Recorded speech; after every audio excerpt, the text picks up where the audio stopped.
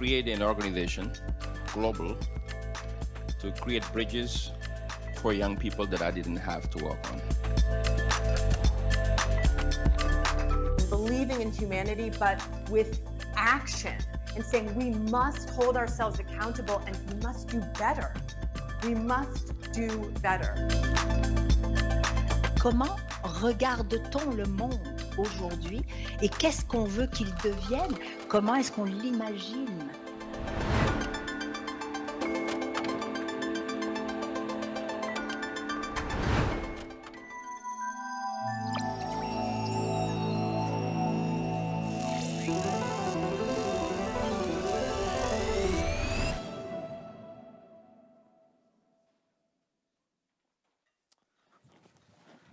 Bon après-midi à tous et à toutes. J'espère que vous allez bien. Mon nom est Armand Afkami et bienvenue à MTL Connect, la semaine numérique de Montréal. C'est la 6e édition de MTL Connect et nous allons passer de l'intelligence artificielle dans la salle principale à culture et créativité.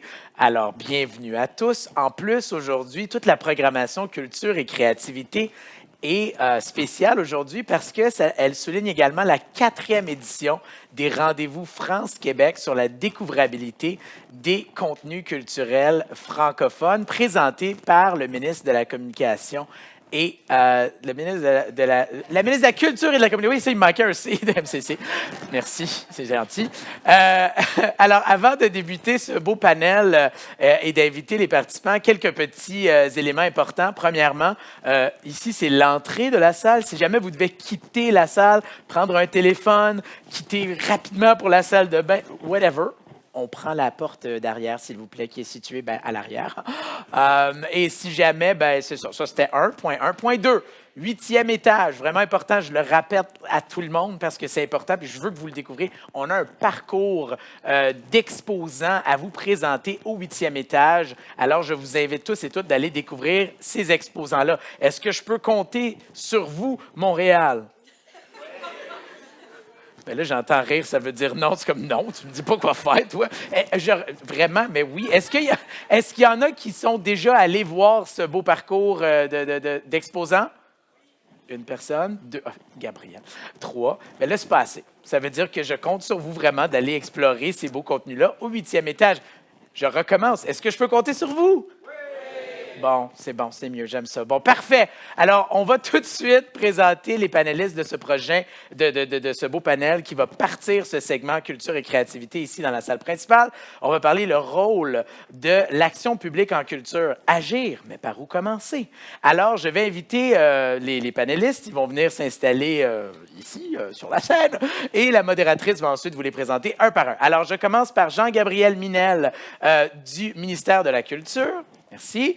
Ève Paré de la DISC, Pierre Trudel de l'Université de Montréal, Marie Grégoire du BANQ et la modératrice Annie Chénier de cpour.ca. On les accueille.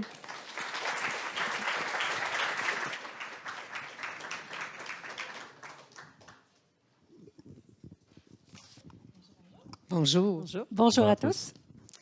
Donc, effectivement, un panel de discussion où on va parler de l'action publique avec quand même des intervenants qui sont beaucoup dans l'action publique. On va parler, bien évidemment, du web d'aujourd'hui, de la découvrabilité à travers cette action publique.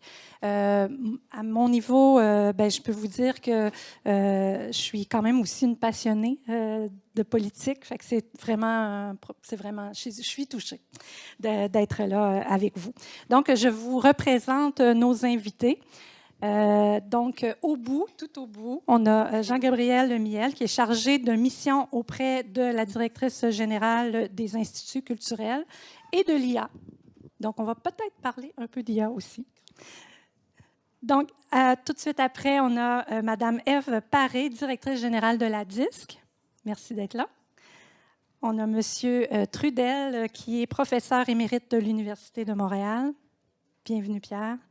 Et enfin, on a Marie Grégoire, qui est PDG à la BANQ, donc la Bibliothèque Archives nationale. Bonjour. Bienvenue. Donc, je vous rappelle... Alors, on recherche des coordonnées. Donc, je vous rappelle que l'objectif de la table de discussion aujourd'hui, c'est de prévoir un moment de réflexion. C'est ce qu'on a demandé aux intervenants.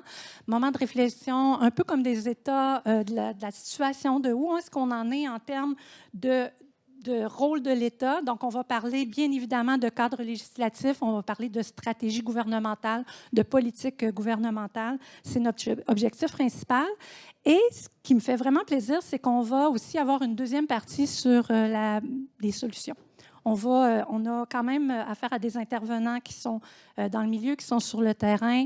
Je leur ai mis au défi de trouver des solutions concrètes, très précises. Donc, se porter sur l'avenir. Donc, nos législations, nos politiques ne sont peut-être pas parfaites. Qu'est-ce qui manque? Qu'est-ce qu'on pourrait ajouter? Quelles seraient les pistes d'action dans un horizon de plusieurs années, mettons un horizon de 5 ans? Donc, je vais lancer le bal en proposant à mes intervenants de peut-être passer à travers le cadre législatif pour que tout le monde puisse être au même niveau. Et on a déjà prévu cette séquence-là pour un peu dire après, une fois qu'on aura les 4 intervenants repassés, on aura une compréhension presque commune dans le fond du cadre législatif. Puis je vais inviter mon premier invité à parler de la fameuse stratégie de la mission, cette mission-là. Merci. Sur la stratégie aussi France-Québec, sur la découvrabilité, il y a évidemment un enjeu qui était, lorsque la mission a été lancée en 2019, un premier enjeu qui était un enjeu de diagnostic partagé. Comprendre concrètement en quoi la découvrabilité devenait pas seulement un sujet technologique, mais recouvrer des réalités pour vos activités au quotidien, que ce soit des activités de service public, mais aussi des activités économiques pour un certain nombre d'acteurs. Dans ce contexte, il y a évidemment des questions de régulation qui se posent, pour revenir sur le cadre juridique que tu évoquais, alors qui est spécifique au nôtre en France et en Europe, puisqu'on intervient dans un marché. Alors ça a été évoqué dans des conférences ce matin, vous l'avez peut-être vu notamment dans la conférence sur l'IA. Il y a une régulation aujourd'hui qui sont notamment le DSA et le DMA, donc Digital Service Act. Et pour la partie marché, donc on régule davantage aujourd'hui les plateformes, de même que les services qui vous donnent accès au contenu. En réalité, les choses sont quand même un peu plus complexes que ça, et on s'en rend bien compte parce qu'il y a une grande difficulté aujourd'hui pour un certain nombre d'acteurs d'exister sur ces plateformes, de pouvoir imposer des titres francophones. Et c'est vrai pour la culture, c'est vrai pour les médias aussi. C'est-à-dire qu'aujourd'hui, être capable de trouver d'emblée une information de confiance, certifiée, produite par des journalistes, c'est aussi un sujet qui nécessite évidemment de repenser, de réfléchir au cadre légal dans lequel on évolue. Voilà, en quelques mots sur les sujets. Alors, il y a évidemment aussi une grosse évolution dans le domaine de l'IA, en Europe avec l'arrivée du règlement l'IA Act. L'IA Act fixe un certain nombre de choses, notamment en termes de transparence, en termes de niveau de risque. Simplement, ça ne résout pas tout. Il y a notamment un sujet auquel on sera très vite collectivement confronté. On parle beaucoup, quand on parle d'IA, on pense à ChatGPT, on pense régulièrement à des outils que vous pouvez tester, mais en fait, ces IA, vous pourrez à terme les retrouver embarqués dans n'importe quel outil qui vous servira, entre guillemets, d'assistant et qui fera l'interface entre votre requête, peut-être extrêmement complexe, et vos contenus. Et donc cette capacité de l'IA à choisir le contenu, à l'interroger, à être neutre dans la réponse, à être fiable, à ne pas comporter de biais éventuellement, sont des sujets qui vont nous intéresser et qui vont encore nous occuper, je pense, pour de longues années. On a un enjeu sur ces questions-là qui vont bien au-delà de la régulation, mais qui sont aussi sur les questions liées aux concentrations de marché. Donc en fait, quels sont les acteurs qui dominent ces technologies et comment s'assurer concrètement qu'on est toujours en capacité d'assurer nos missions de service public, évidemment, pour certains d'entre vous, et d'assurer une diversité culturelle, une diversité d'opinions à travers ces différents contenus. En quelques mots. Bien, merci d'avoir parlé de l'IA Act parce que justement, c'est la législation qui nous manque peut-être un peu ici au Québec et au Canada. Ça va permettre peut-être de placer les bases sur les législations qui manquent à notre niveau. Qui a le goût d'intervenir? Ben, moi, je peux dire que, par exemple, dans notre univers à Bibliothèque et Archives nationales du Québec, il y a différents éléments. On se rend compte qu'évidemment, notre cadre législatif n'est pas représentatif de la réalité d'aujourd'hui. Si on regarde, par exemple, la loi sur les archives qui date d'il y a 40 ans, bien évidemment, on ne tient pas compte du numérique. Et il y a là un grand potentiel pour l'État du Québec, mais on peut regarder et transposer ça dans différents États et se dire que toutes les données patrimoniales sont un bassin important, je dirais, de souveraineté numérique. Parce qu'un des enjeux, et le panel précédent en parlait, c'est celui des grands du web qui prennent beaucoup d'espace et qui mettent leurs propres règles dans un cadre législatif qui est le nôtre. Donc, comment on fait pour reprendre l'initiative? Nous, on dit, ben, il faut aller vers les organisations qui ont de la donnée. Et là-dessus, évidemment, notre organisation a beaucoup de données structurées parce que les archivistes et les bibliothécaires sont des gestionnaires de données par définition. Ils gèrent la donnée, ils la structurent bien. Donc, ça, c'est une base, on pense, sur laquelle on peut bâtir. Et les États commencent à y réfléchir. On parle, entre autres, d'une base de données culture. On est déjà dans la solution, mais quand même, je trouve que c'est intéressant de dire que dans un cadre législatif, par la suite, on peut regarder comment tirer profit des informations qui appartiennent à l'État et qui n'appartiennent pas à ces grands du web et qui peuvent permettre de peut-être venir contrebalancer un peu. Parce que oui, il y a évidemment toutes les règles à mettre en place pour aller capter de la richesse développée par les grands du web. Puis ça, on le voit, là, avec les différentes règles canadiennes, on essaie d'aller chercher de la redevance pour redonner au marché. Mais il y a aussi qu'est-ce que les États ont et sur lesquels ils peuvent bâtir pour venir justement être un contrepoids dans un IA qui serait un IA francophone, qui permettrait la découvrabilité des contenus et des contenus qui seraient vérifiés. Lorsqu'on parle du cadre législatif, on parle de quoi? Peut-être, Pierre, c'est quand même votre domaine de spécialité? Bien, en fait, au Canada, il y a un cadre législatif qui a été récemment mis à jour. En fait, pendant 20 ans, au Canada, on a laissé les grands du web faire la loi. En prétendant qu'Internet n'était pas réglementable. Alors, il l'est réglementé, il l'est par les grands du web. Alors, c'est un choix qui a été fait. Un choix qu'on a du mal, que les autorités publiques ont du mal à délaisser. Et c'est probablement ce qui explique l'extraordinaire lenteur à mettre à niveau le cadre juridique. Simplement pour donner un ordre de grandeur, il a fallu 2 ans et demi pour mettre à niveau la législation sur les médias de télé et de radio. Et ça fait presque 2 ans que la loi sur l'IA, le projet de loi sur l'IA au Canada, traîne devant la Chambre des communes et le Sénat. Donc, il y a une espèce de croyance dans beaucoup de milieux, y compris dans les autorités, auprès des autorités étatiques, qu'on ne peut rien faire. Alors, comme on pense qu'on ne peut rien faire, on ne fait rien. Avec le résultat que le cadre juridique qui nous permettrait d'affirmer cette souveraineté qui est si essentielle, ben, on tarde tellement à le mettre en place qu'on est à risque de se voir imposer des solutions. Vous parliez des données étatiques. Bien, déjà, on a abandonné toutes les données géographiques. Hein. Quand on regarde de Google Street, c'est des données ça, qui appartenaient au domaine public. On les a laissées aller en faveur des grands du web. Alors, évidemment, si on continue comme ça, malheureusement, on risque d'être toujours en train de pédaler à quadruple vitesse pour rattraper quelque chose qui nous échappe tout le temps. Cela dit, le côté bonne nouvelle, je ne veux pas trop prendre de temps, c'est qu'il y a quand même une loi au niveau canadien, au niveau fédéral, qui affirme un certain nombre de principes, affirme notamment le principe qu'on doit avoir le droit d'accéder aux œuvres qui sont créées par nos créateurs d'ici, et que les entreprises qui font des revenus sur le marché canadien doivent réinvestir dans le marché canadien, dans la création. C'est un principe qui est là depuis très longtemps, qui s'appliquait aux médias traditionnels, mais qu'on a mis 20 ans à appliquer aux médias d'Internet en s'imaginant que ce n'était pas possible de le faire. Alors voilà, donc il y a au moins cette nouvelle. Cela dit, je suis de ceux qui pensent que le grand défi, c'est d'accélérer la vitesse de mise en œuvre des règles du jeu. Et ça, c'est un très grand défi, parce que nos États sont un petit peu englués dans la tire d'érable, un petit peu. Hein? Ils ont de la misère, des fois, à se bouger.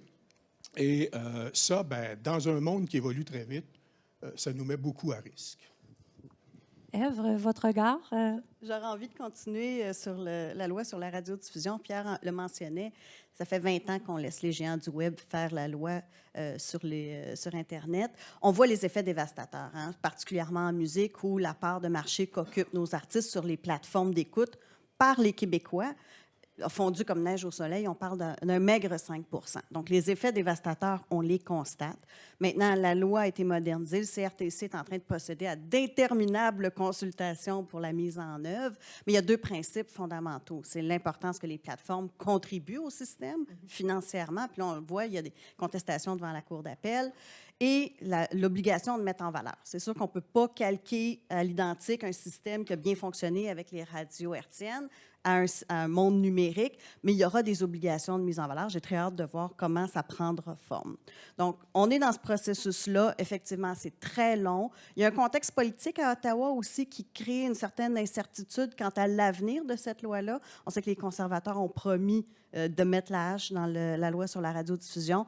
On espère que tout se mette en place rapidement.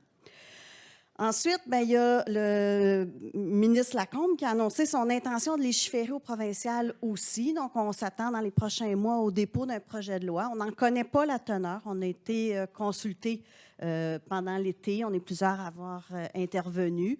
Maintenant, il y a des choses qui se mettent en place au fédéral, mais il reste beaucoup à faire. De notre côté, on a décidé de proposer des choses un peu plus audacieuses, c'est-à-dire, qu'est-ce qui nous manque? Au-delà de ce que le fédéral s'apprête à faire, bien, il y a la donnée, d'abord. Comment on instrumente, on outille les entreprises pour qu'elles puissent véritablement se développer une intelligence d'affaires et rivaliser, on l'espère, à armes égales avec les multinationales. Est-ce qu'on est capable de se doter de fonds de promotion génériques pour encourager les Québécois à être curieux, à découvrir nos contenus? Puis évidemment, la question des médias culturels qui sont de moins en moins nombreux. Et donc, la place qu'occupe la culture dans les médias traditionnels est amenuisée. J'aime beaucoup la question « Qu'est-ce qui nous manque? » J'ai le goût de la relancer aux autres intervenants. Qu'est-ce qui nous manque?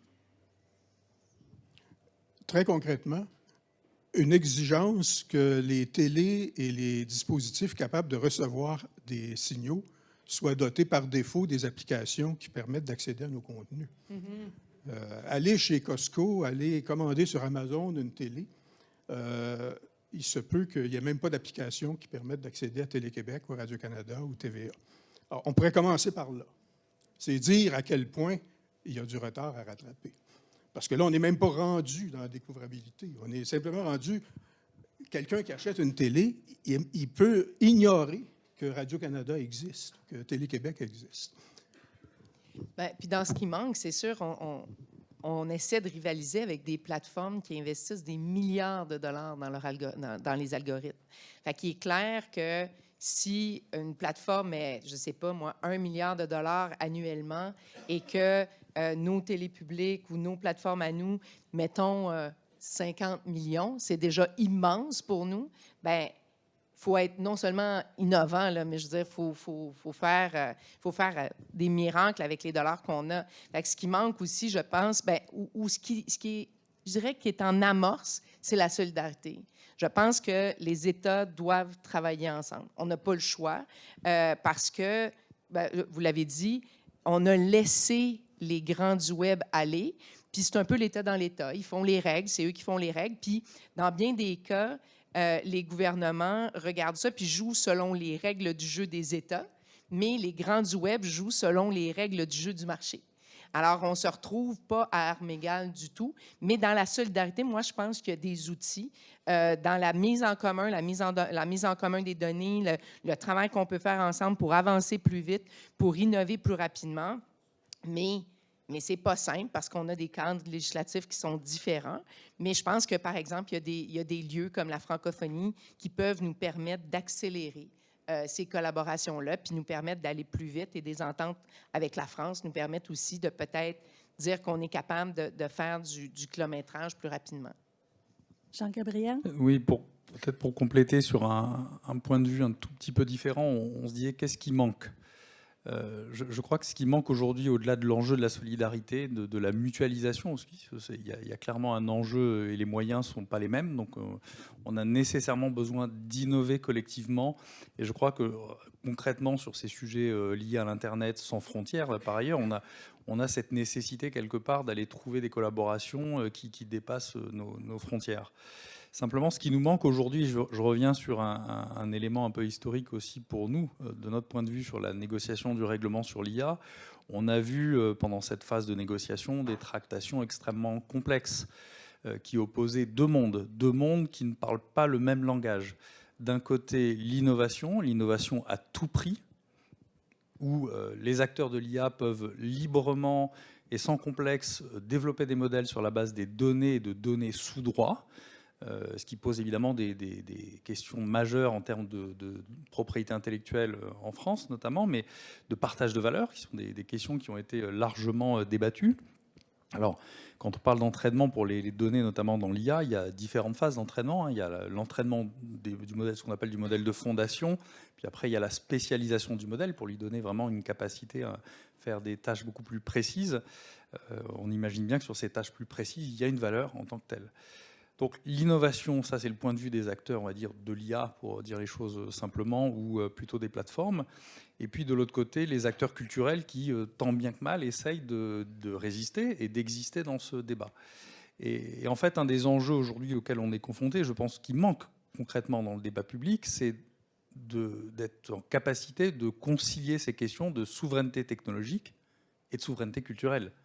De quel monde on a envie ? À un moment donné, penser la souveraineté technologique seule, considérant qu'on est juste en train de traiter d'infrastructures de cloud et de logiciels, c'est bien, mais ça ne règle pas le problème. Et ce qui est intéressant, c'est qu'on commence maintenant à poser les cas d'usage en se disant, bon, peut-être qu'on aura besoin d'un système d'IA dédié au métier du journalisme. Peut-être qu'on aura besoin de modèles d'IA dédiés au métier de professeur et d'enseignant. Et c'est à travers ces questions-là, je pense qu'on va revenir un peu sur le côté humain du débat, et qui est probablement le plus intéressant à mener pour la suite de l'action. Est-ce qu'on est prêt à passer au cœur de la discussion? Je vous rappelle votre défi de trouver des solutions concrètes, très terrain, pour les 5 prochaines années. Qu'est-ce qu'on doit faire pour orienter le rôle de l'État? On a décidé d'être concret, donc on va aller vers la réglementation en premier, puis après ça, on va amener nos solutions à nous. Ah, donc c'est moi? Bon, alors... Il faut que tu fixes le cadre. Oui, c'est ça. Je dirais qu'il faut probablement commencer par poser le principe que les données, dont on a dit c'était le pétrole du 21e siècle, c'est une ressource qui comporte des enjeux communs, des enjeux qui concernent l'ensemble de la collectivité. Ça ne veut pas dire que les États doivent s'accaparer les données, ce n'est pas ça la question, mais c'est par contre le fondement, je pense, de politiques par lesquelles il serait possible d'installer les différents mécanismes de dialogue et de concertation qui doivent nécessairement exister entre, d'une part, ceux qui produisent les données, et ça part des individus. Le seul fait qu'on soit ici dans cette salle, on produit des données, mais également les créateurs qui produisent des données de nature différente. Alors, tout ça, c'est une ressource, et les États et les sociétés devraient reconnaître le fait que ce sont des ressources qui ont représentent en quelque sorte un bien public, de la même façon que jadis, les fréquences radio étaient un bien public. Et à partir de ce moment-là, je pense que concrètement, ça devient possible d'abord d'installer des processus de régulation. On est dans un univers en réseau. Il faut se défaire de l'idée qu'on peut adopter une loi, puis on l'adopte, puis 25 ans plus tard, on la regarde, voir si elle est encore à jour. C'est plutôt un processus de régulation en mode continu qui doit impliquer un dialogue en continu des acteurs de la société civile, des associations, du monde associatif, des décideurs gouvernementaux, des organismes publics. Et donc, un mécanisme de régulation qui fonctionne en réseau. Parce qu'on a affaire à un univers en réseau. Et ça, c'est un gros défi. Ça a l'air abstrait comme ça, mais très concrètement, ça veut dire arrêter de travailler chacun dans sa petite tour en se disant, nous, on développe notre affaire. Et donc, il y a là, je pense, un défi important. Mais là, si on fait ça, je pense qu'on se donne des chances d'agir avec autant de célérité, autant de rapidité que les grandes entreprises, qui, elles, ne s'embarrassent pas de ces différentes distinctions. Il n'y a pas de frontières. Une entreprise multinationale, elle est internationale et elle fonctionne indépendamment des frontières. Alors, il faut savoir, en quelque sorte, transcender les frontières internes, les frontières administratives, les frontières des différents groupes d'intérêt pour travailler ensemble. Et ça, c'est, autrement dit, ce qu'il s'agit de faire, c'est installer des processus qui permettent de faire ça, notamment au niveau international, au niveau francophone, éviter cette détestable approche de hiérarchie que pour pouvoir parler à quelqu'un qui est dans un autre ministère ou un autre gouvernement, il faut monter la hiérarchie jusqu'en haut et ensuite la redescendre jusqu'en bas. C'est ce type de verrou-là, je pense, qu'il faut savoir assouplir. Ève? Bien, j'aurais envie de continuer sur les données. J'en ai fait allusion tantôt. Un des éléments qu'on a constaté, c'est vraiment la complexité avec laquelle la commercialisation s'effectue maintenant, que ce soit de la fragmentation des pratiques d'écoute, donc les canaux par lesquels on peut rejoindre le public se multiplient. Les données sont dans les mains des multinationales. On a quelques données, mais vraiment très globales. Si on veut être capable de peaufiner nos stratégies, il faut avoir accès à ces données-là. Est-ce que ça provient d'une liste d'écoute? Est-ce que ça vient d'un algorithme? Donc, pour vraiment que les entreprises, plutôt que de naviguer à vue, puissent peaufiner leur stratégie de façon à être beaucoup plus efficace et réussir à rejoindre le public. Marie? Puis je pense que c'est important de se demander pourquoi. Et comme on pourrait décider qu'on abandonne puis que c'est pas grave, mais je pense que la diversité culturelle est essentielle. Essentielle pour une meilleure prise de décision, essentielle pour la démocratie, essentielle comme humain même, dans notre capacité de créativité. C'est pour ça que la souveraineté culturelle contre la souveraineté technologique, je pense que ça devrait nous empêcher de dormir. Ça, c'est la chose qui doit nous empêcher de dormir. Et pour ça, bien, tu sais, à BANQ, nous, ce qu'on a décidé de faire, c'est de travailler dans le réseau francophone numérique, de s'investir davantage, parce qu'il y a aussi des fractures entre les États francophones. Et comment on fait pour être en mesure de s'assurer qu'en francophonie, on a cette masse critique-là qui fait un contrepoids? Bien, c'est en s'assurant de numériser. Dans notre monde à nous, c'est numériser, normaliser la donnée pour s'assurer, évidemment, qu'on a cette interopérabilité-là qui est importante. Et ensuite de ça, on peut aspirer à une meilleure découvrabilité et à entraîner de l'IA de base. La chose sur laquelle on devrait agir rapidement aussi, c'est la question des droits. Parce que c'est là, c'est comme, il y a des gens qui ne s'enfargent pas là-dedans, on le sait. Puis nous, on joue selon les règles du jeu. Donc, on y tient, on fait attention, on fait les choses correctement. Mais comment on peut faire pour s'assurer de se donner cette souplesse dont on a besoin pour entraîner notre IA en français, s'assurer que nos contenus culturels puissent rayonner? Bien, il y a un moment donné, il va falloir que les législateurs nous donnent des outils, des moyens pour qu'on soit en mesure de le faire. Parce qu'à partir du moment où on a, par exemple, chez nous, 3 pétaoctets de données, bien, qu'est-ce qu'on peut faire avec en fonction des règles du jeu? Parce que si notre concurrent a ça, il est capable de faire beaucoup de choses avec ça. Mais nous, on joue selon les règles du jeu établies aujourd'hui, selon les façons de faire. Il faut voir quelle souplesse on est capable de se donner tout en respectant les créateurs. Et c'est là où il y a un équilibre qui est, quant à moi, hyper difficile à trouver parce qu'on veut respecter les créateurs, mais en même temps, la donnée, si on la met en commun, elle peut nous aider à ce que la culture francophone en général et québécoise en particulier soit davantage vue. Jean-Gabriel. Je vais essayer de trouver des réponses concrètes, mais avant, je voudrais peut-être évoquer deux questions. Pourquoi, en fait, on veut intervenir et porter l'action publique sur ces sujets? On parlait beaucoup des plateformes et des données sur les enjeux de découvrabilité. Je vous invite, vous pouvez la consulter sur le ministère de la Culture français, à consulter une étude qu'on a lancée sur la publicité en ligne. Et en fait, l'étude, elle démontre concrètement, alors je ne vous détaillerai pas ici les chiffres, mais qu'il y a réellement aujourd'hui un transfert de valeur entre les médias traditionnels et les nouveaux médias, donc, et au bénéfice des plateformes. Donc ces mêmes plateformes, par ailleurs, profitent de davantage de ressources grâce à cette publicité que vous, par ailleurs, vous payez, en règle générale, pour aussi avoir votre contenu qui remonte peut-être dans le classement du référencement. Donc on voit aujourd'hui qu'il y a un enjeu concrètement à intervenir sur ces questions-là. En termes de régulation, je parlais tout à l'heure du DSA au niveau européen, qui était d'ailleurs met en avant pour la première fois la notion de risque systémique pour les plus grosses plateformes. Je pense notamment aux réseaux sociaux qui innovent, mais pas toujours dans le bon sens du terme, pour mobiliser notre temps de cerveau disponible et vraiment maximiser la consommation qu'on peut avoir de ces outils. C'est vrai qu'aujourd'hui, pour nous, les acteurs culturels ont un enjeu, c'est de se saisir de ces questions, et de ces questions de façon collective. Je ne sais plus qui ce matin disait il faut créer l'effet domino. On ne peut pas, nous, acteurs publics, seuls, porter ce fardeau, entre guillemets. Il faut qu'on ait cette capacité à avoir aussi en face de nous des acteurs qui acceptent de se structurer. Et quand je dis de se structurer, c'est d'être capable aussi dans le débat.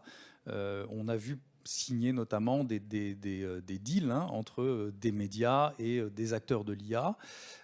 Peut-être qu'à un moment donné, il faut aussi accepter sur ces sujets-là, dans ces domaines, de se fédérer et de se serrer les coudes. Parce qu'il y a réellement un enjeu à travailler à une meilleure résilience en fait, des acteurs culturels sur ces sujets-là. Et cette résilience-là et cette souveraineté culturelle, appelons-la comme ça, on ne pourra l'acquérir que si on est capable de la soutenir. Et c'est ce qu'on fait, nous, à travers des projets de financement, des grands plans de financement, où on essaye de financer non pas des projets d'un tel ou d'un tel, mais réellement de structurer des projets de filière. Et ce qu'il faut avoir en tête, notamment dans le domaine de l'IA, c'est que des gros industriels qui n'ont rien à voir, des acteurs de l'énergie avec des acteurs de l'aéronautique, etc., se sont tous réunis pour travailler ensemble sur des socles communs dans le domaine de l'IA. Alors imaginez le secteur de la culture qui est encore plus fragmenté et peut-être parfois plus en retard sur les enjeux de transition numérique, c'est un sujet important. Et donc plus que jamais, il y a besoin de se structurer pour acquérir cette compétence, pour accélérer cet enjeu de transformation dont il faut se saisir. Et le dernier point, et je ne vais pas dévoiler la feuille de route qu'on aimerait mettre à jour sur les enjeux de découvrabilité, mais je crois que l'action qu'on mène, elle doit aussi nous aider à éclairer les décideurs culturels dans les entreprises, dans les institutions publiques, pour les sensibiliser à ces enjeux-là, qui pour moi est un enjeu majeur. Ce n'est pas seulement le sujet de quelques techniciens ou quelques spécialistes du métier, c'est aussi un enjeu qui nécessite d'être porté à plus haut niveau. Est-ce qu'on a d'autres solutions concrètes? Je pense qu'on a des responsabilités individuelles aussi. On se laisse beaucoup porter par les algorithmes, par les recommandations, que ce soit en audiovisuel, en musique. On a la responsabilité d'être curieux, d'aller à la découverte, de prendre l'initiative, d'aller écouter différentes choses. Puis ça, c'est une responsabilité. C'est un devoir de citoyen, en quelque sorte. Mais c'est intéressant parce que si on veut revenir, c'est comme dans le pourquoi on le fait, notre souveraineté culturelle est importante, mais il faut que le citoyen aussi soit sensible. Et ça, je pense qu'on a un rôle à jouer dans notre éducation citoyenne. Notre donnée vaut tellement. Alors, quand si acheter, c'est voter, consommer je veux dire, laisser ses données traîner, c'est aussi prendre des choix, faire des choix citoyens. Donc, il y a comme... Mais je ne suis pas sûre qu'on est tous... dans notre quotidien, on est tellement... je veux dire, ça va tellement vite, on clique tellement. Combien de fois je clique refuser sur les cookies, mais à un moment donné, c'est plus long que d'aller accepter. Fait que là, tu fais, comme c'est correct, je suis pressée, là, je vais dire oui, prends tout, là, tu sais. Et ça devient très compliqué. Puis effectivement, on se retrouve dans une espèce de dilemme où, comme citoyen, on veut bien cette diversité culturelle-là, mais où on n'est peut-être pas suffisamment curieux. En fait, je pense qu'il faut que le citoyen soit appuyé aussi. C'est-à-dire, on ne peut pas s'attendre à ce que tous et chacun des citoyens soient conscients de ce que font les algorithmes qui sont derrière les différentes applications. Et donc, il faut des instances publiques ou citoyennes qui ont la capacité d'exiger des comptes de la part des entreprises qui utilisent des processus algorithmiques. Je veux dire, on l'a vu dans certains cas majeurs, là, c'est-à-dire encore récemment, TikTok, qui sait que son application est susceptible d'engendrer des dysfonctionnements ou de la détresse chez les gens et ne fait rien. Bien, c'est parce qu'il n'y a pas d'obligation de rendre des comptes à l'égard de ce que fait et la façon dont fonctionne ce type de dispositif. C'est vrai pour ce qui provoque de la détresse, mais c'est vrai également pour ce qui régit la circulation des produits culturels sur Spotify, entre autres, ou ailleurs. Et donc, ça prend des instances. On ne peut pas s'attendre à ce que les individus soient tous capables de faire ça.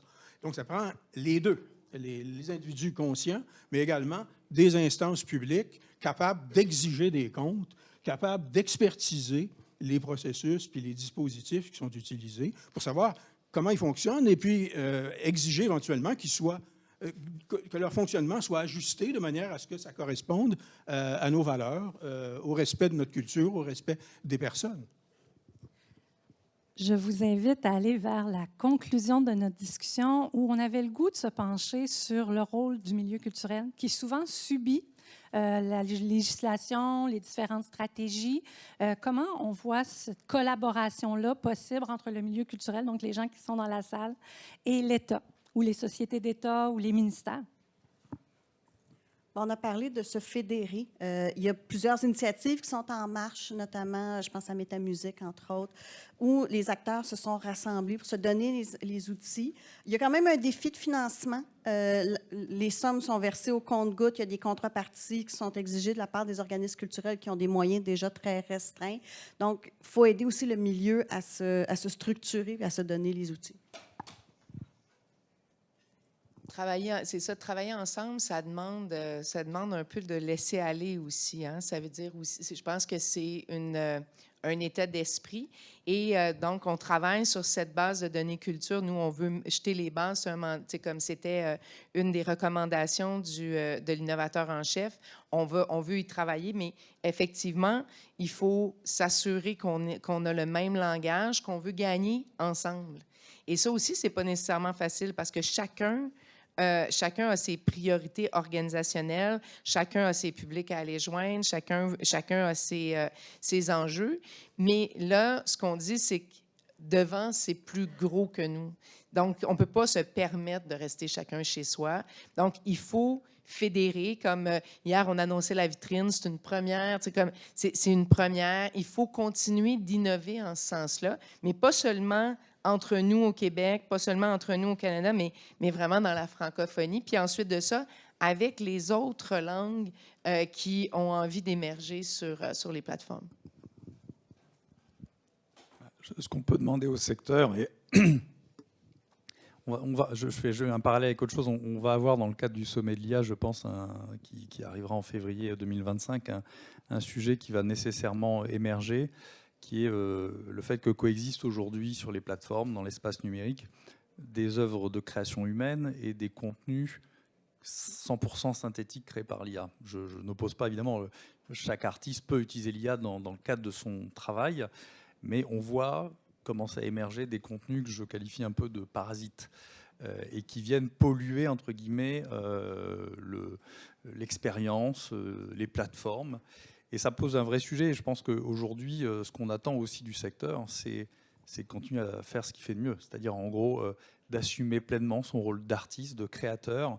Et on parle beaucoup là de sujet de découvrabilité numérique, mais en fait, ce qui est beau dans le geste artistique et dans la création, que ce soit la scène, l'opéra ou autre, on sait pourquoi on y va, on sait pourquoi on aime ça.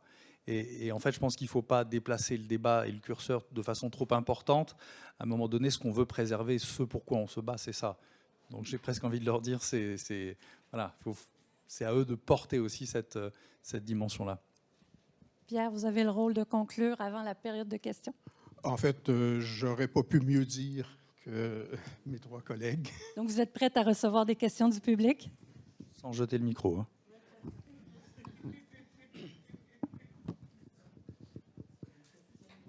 Questions du public? Je m'en viens. Votre nom, votre question, et si vous l'adressez à l'ensemble du panel ou à une personne en particulier. Oui, ben là, j'ai pris le micro pour briser la glace. D'abord, je suis Marie-Julie Desrochers, directrice générale de la Coalition pour la diversité des expressions culturelles. D'abord, je voulais souligner, je vous remercie d'avoir parlé de ce discours de l'innovation qui a pris beaucoup de place en France. Et puis, nous, à la Coalition, on a signé une lettre ouverte, en fait, récemment dans les médias au Québec pour rappeler qu'il y a une amitié historique entre la France et le Canada autour de la diversité des expressions culturelles parce qu'on voit cette amitié naissante autour de l'innovation et on espère qu'on arrivera à bien marier les deux. Peut-être que ma question porterait un peu sur la perspective qu'on adopte, en fait, quand on cherche des solutions, parce qu'on est tous à la recherche de solutions en ce moment. Puis, des fois, peut-être qu'on oublie de poser le problème, en fait. On cherche une solution à quel problème? On est souvent invité, le milieu culturel, à participer à des consultations voilà, où on nous demande des solutions et parfois on a l'impression que le problème qu'on essaie de résoudre, c'est celui des plateformes. Est-ce qu'on peut contribuer à faciliter l'accès au contenu culturel, aux plateformes qui vont les utiliser pour générer de l'IA, et ça, que ce soit à l'entreprise privée ou même dans le public? Alors que je pense que le problème peut-être qu'on devrait se poser, c'est le problème qu'on devrait essayer de résoudre, c'est celui de la santé de nos écosystèmes culturels dans ce nouvel environnement-là. Et je me demandais, en fait, c'est ça, si je peux avoir votre perspective là-dessus, mais sur ce changement d'angle, est-ce qu'on pourrait mettre la survie, pas juste la survie, mais l'épanouissement des créateurs, des auteurs au cœur des discussions quand on se pose ces questions-là, plutôt que de chercher de faciliter la vie, finalement, aux plateformes? Ben, tout à fait. Je pense que c'est... Autrement dit, il faut partir, et c'est un des blocages qui me semble caractéristique des politiques numériques dans beaucoup de pays, et singulièrement au Canada. C'est-à-dire qu'on part des acteurs dominants et on essaie de tirer son épingle du jeu comme si ces acteurs dominants-là avaient a priori le droit de dicter ce qu'il faut faire. Alors que c'est tout le contraire. Il faut dire, bien, écoutez, il y a un écosystème culturel, un écosystème social, et voici les règles du jeu. Et voici comment les plateformes doivent s'y conformer. C'est ça que les États doivent avoir le courage de faire. S'ils l'avaient fait en temps utile il y a une vingtaine d'années, on ne serait peut-être pas aussi en retard. Il aurait fallu dire, bien, écoutez, vous voulez installer des plateformes qui fonctionnent de cette façon, mais voici les règles, voici ce qu'il faut vous assurer de respecter. Et donc, effectivement, il faut inverser la perspective plutôt que de dire, bien, comment on devrait faire pour tirer notre épingle du jeu dans ces plateformes internationales qui sont tellement puissantes que nous ne sommes que des pucerons dans cet univers-là. Alors, moi aussi, j'aurais une petite question. Denis Bouchard, curieux et passionné de numérique et de culture. Il y a une chose qui est intéressante que vous dites au sujet du processus de décision où les grandes plateformes semblent occuper plus d'espace dans leur droit de parole, par exemple, devant le CRTC. On participe à une audience publique, mais là, c'est ouvert à tout le monde de pouvoir y participer, c'est ouvert à tout le monde de pouvoir s'y exprimer. Mais il y a des points qui sont discutés en audience publique qui sont des points de politique et d'établir un cadre réglementaire en fonction de politique. Mais ce que je remarque avec ce qui se passe actuellement, c'est que là, on discute aussi de points qui sont opérationnels. Et ça, l'opération, ce n'est pas la loi. L'opération, c'est comment le gouvernement décide d'exécuter. Et ça, tu n'as pas besoin de faire une audience publique nécessairement. Et vous êtes un expert, vous pouvez me dire ce que vous en pensez. Mais tu n'as pas besoin de faire une audience publique pour ça. Tu peux dire, bien, voici le fonctionnement, par exemple, des normes à utiliser pour tracer et découvrir.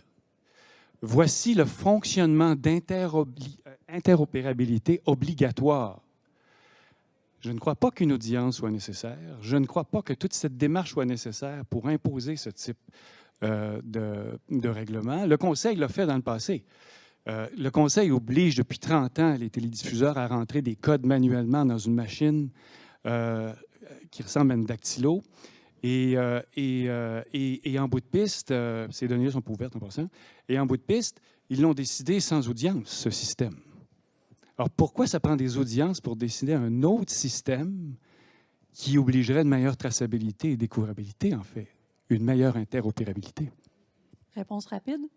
Tout à fait d'accord. Ce qui veut dire qu'on peut prendre... Il y avait une question dans le fond.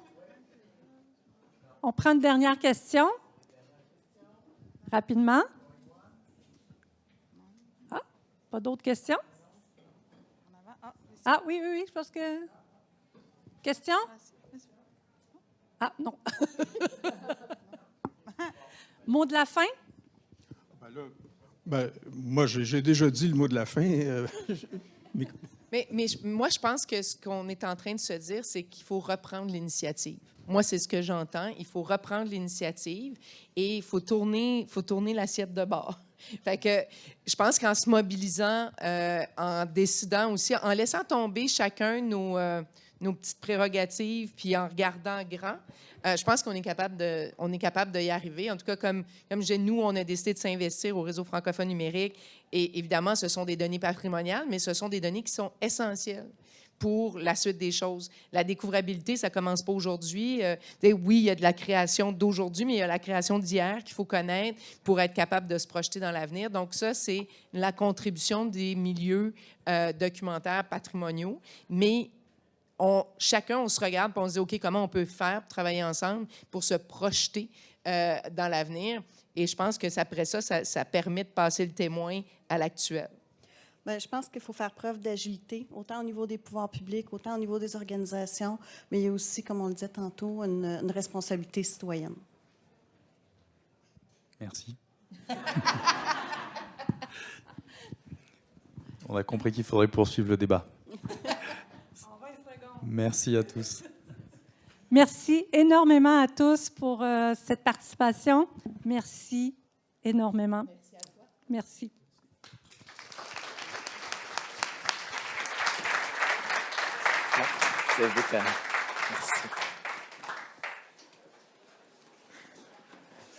Merci. Merci. Ben oui, merci à vous. Beau débat. Alors, ne quittez pas tout de suite. Je vais juste vous faire une petite annonce officielle dans un instant. Merci beaucoup. Et merci. Merci. Bravo et merci. Tiens, je vais redonner le micro. Je le laisse là. Bon. Alors, encore une fois, on remercie Jean-Gabriel Minel, Pierre Trudel, Ève Paré, Marie Grégoire et Annie Chénier pour la modération. On les applaudit encore une fois. On va prendre une petite pause de 10 minutes. Si vous voulez quitter, je vous invite de quitter par le fond de la salle. Et on va reprendre avec la grande conférence sur la culture et la créativité dans environ 10 minutes. Alors, bonne pause et on se retrouve dans 10 minutes. À tout de suite.